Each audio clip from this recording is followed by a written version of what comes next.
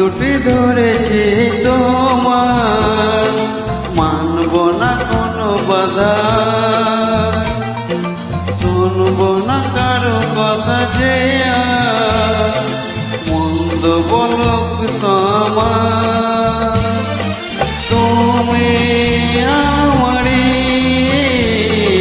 বলবো শতবার।